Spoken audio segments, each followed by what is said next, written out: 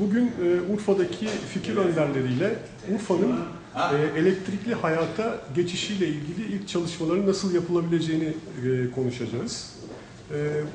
Şu anda aramızda Hollanda'da çeşitli şehir uygulamalarını gerçekleştirmiş olan bir firmanın temsilcileri var.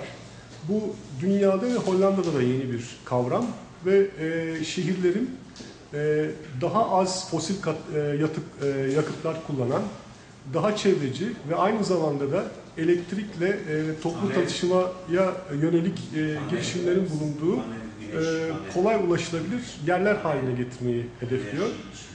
Yapılacak çalışmalarla Urfa'da elektrikli araçların yaygınlaştırılmasıyla ilgili önemli kararlar alınabilir.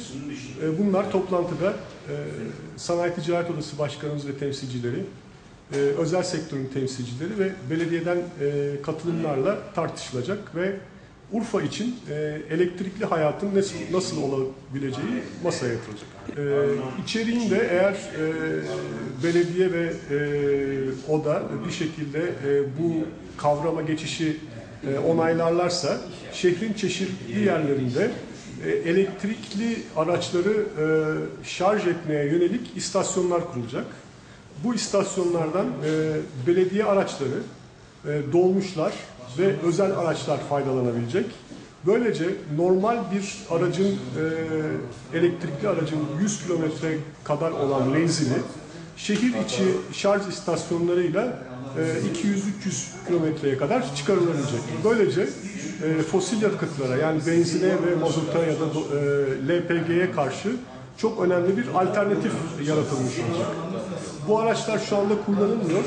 Çünkü kullanılmamasının sebebi ulaşabildikleri uzaklıkların altyapı olmamasından dolayı kısa olması. 100 kilometre menzili olan araçları kullanmak çok herkesin hoşuna giden bir şey değil. Ama şehir içinde kurulacak bu sistemle 100 kilometreyi 300-400 kilometreye çıkarmak gün içinde mümkün olacak. Kavrama sahip değiliz.